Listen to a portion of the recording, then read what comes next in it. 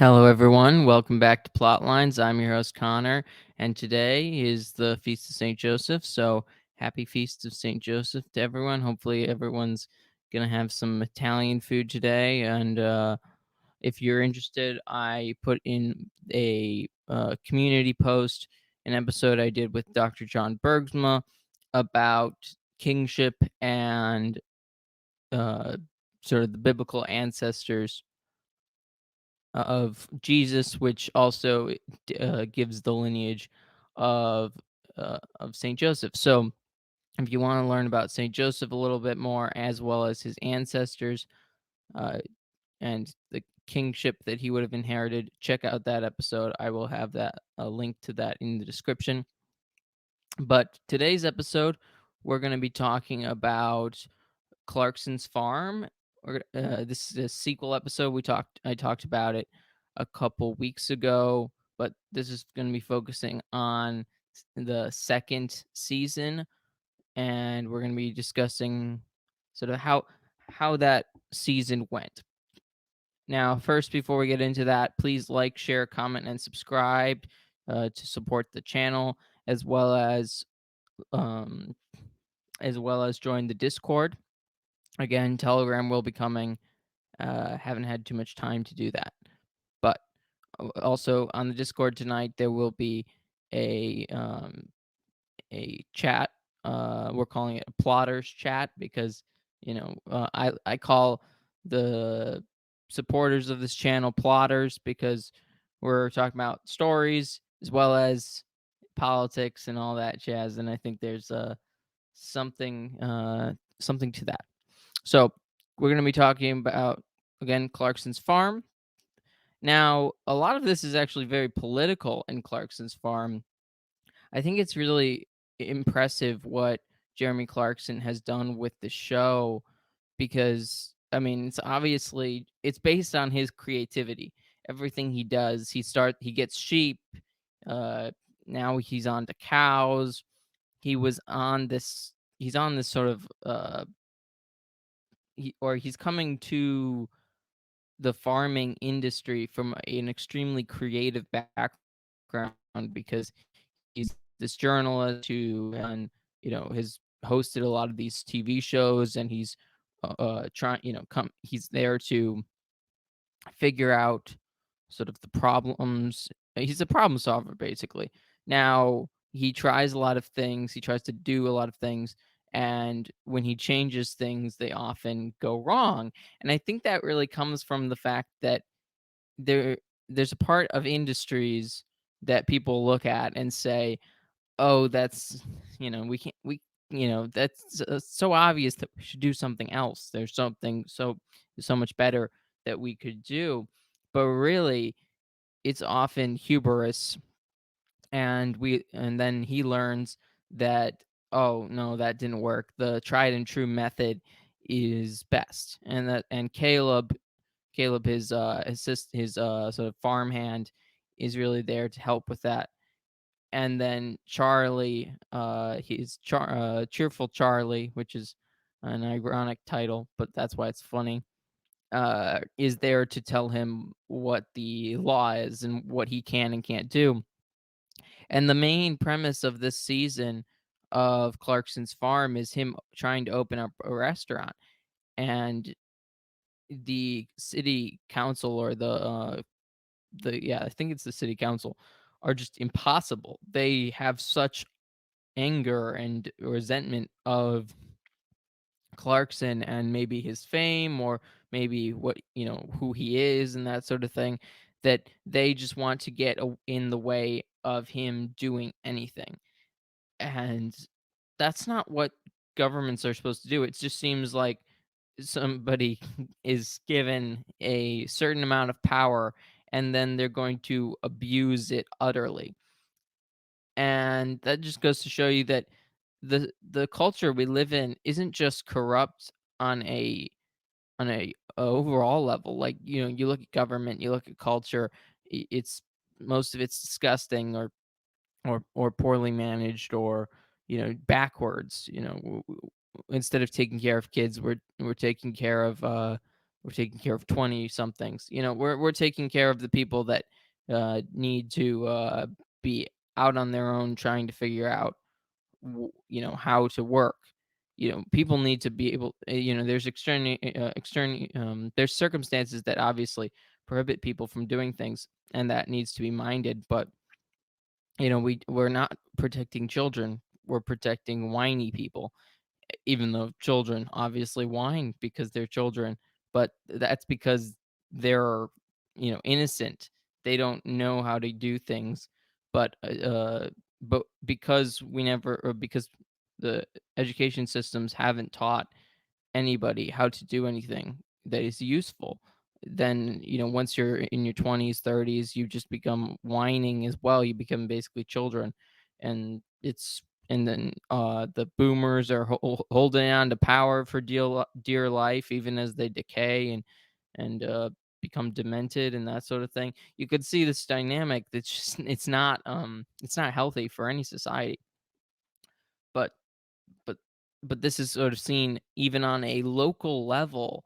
This is happening with Clarkson's farm. You see the council. There's only like two or three council members who are on Clarkson's side, and then there's really this there's this guy who's being represented by a barrister, an attorney, and his reasons for not wanting the Clarkson's farm to have a restaurant are just ludicrous. They're like, "Oh, I we want to be able to look up at the sky in the middle of the night." Yeah, I mean, I'm not sure how that is affected by having a restaurant that seems to only be, I think it was going to be only open like during the summer or something. Like, it's not like it's going to be year round, and it wasn't very big. It wasn't gonna be very big. The show has a lot, like, focuses on Clarkson figuring out loopholes to bring about the farm, and he has to go to such incredible lengths that nobody that isn't him, that isn't making this TV show, that doesn't have a lot of money behind him, wouldn't be able to do this. And it's just sad because a normal farmer, wouldn't be able to make this type of setup for himself.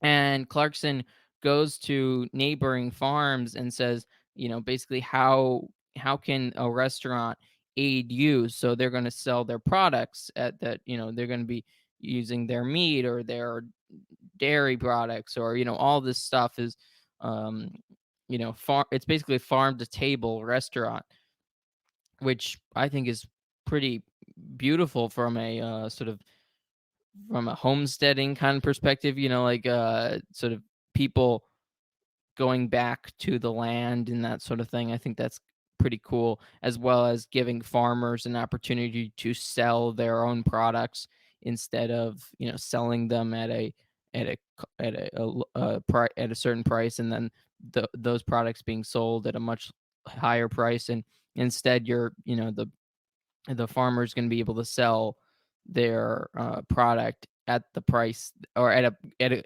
better price for them, so then they can stay afloat. And and it's interesting because the whole thing is like, farming is difficult to learn. And one of the big things in the Soviet Union was that they basically took the farmland from the people who knew how to farm, and then gave it to the people who didn't know how to farm, and then everyone starved. So, not everyone, but you know what I mean. Millions upon millions upon millions starved in the Soviet Union because of these types of policies.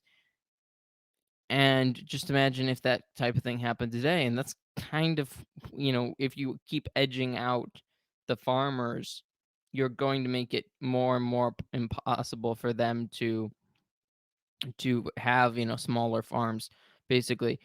And Caleb's not going to be able to buy a farm anyways. Like, he's growing up on farms. He's knows it backwards and forwards, and he has to tell Jeremy how to do things. But he's not but it's way too expensive for him to buy a farm, ever, probably. It's so, like, the farm the like, Clarkson's getting at an interesting element that politicians are sorely lacking these days. The inability to help the common man or to orient society in order that people may have, one job, and that they might have a wife and a family, and that they would be able to take care of their wife and family on that job. That's not how society's structured. Most a lot of or not most a lot of households have to have both parents working, and then you end up leading to the state. The state then basically teaches and controls your children, and then your children eventually will resent you because you basically handed over the education of your children to the government. And even some of that still goes true if you give your kids over to private schools. It's still perverted with a lot of ideologies that come into education. While if presumably homeschool, or maybe provide your children with a classical education or something like that, you have much more influence, as well as you're providing your children with the sort of overall basics that have built society. Now today it's very propagandized.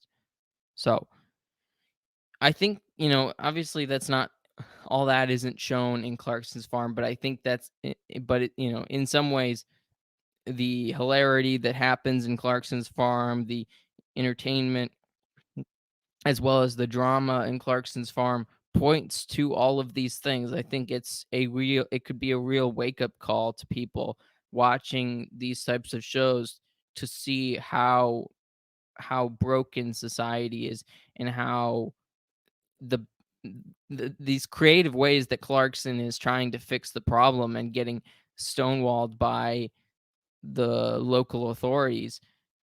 We need more creativity. We need a culture that promotes the way Clarkson's trying to help other people in a sort of in sort of a solidarity, as well as it just shows that even subsidiarity cannot work, obviously, because mayors are tyrannical. Even mayors can be tyrannical.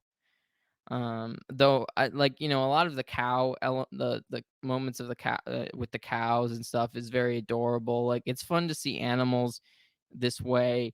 I'm really not a farm person. I have no experience with farms, but it's just such an entertaining show that gives us a glimpse of this rural element that so many of us are um haven't experienced. And I think that's a great element of the show. I mean, the show is just absolutely entertaining. The fact that that all this other stuff is coming out of the show is just a byproduct, and I don't think it was intended. And it's by Amazon. It comes through Amazon. So I don't think Amazon was intending it either. And it seems to me that they might cancel the show because Clarkson is a controversial figure, because of for stupid reasons, not for legitimate reasons. But you know what I mean. So, like, Amazon isn't intending this is an accidental go you know accidental gold, I think. So I think, if you're not watching the show, watch it. Why aren't you watching it? I get it. If you don't have Amazon Prime, that's why. That's a fine reason. But if you have Amazon Prime and you're not watching the show, oh, why? Come on, do it. Just watch it. Just do it. Okay. Thank you all for watching. Please like, share, comment, and subscribe. And have a happy and blessed St. Joseph's Day.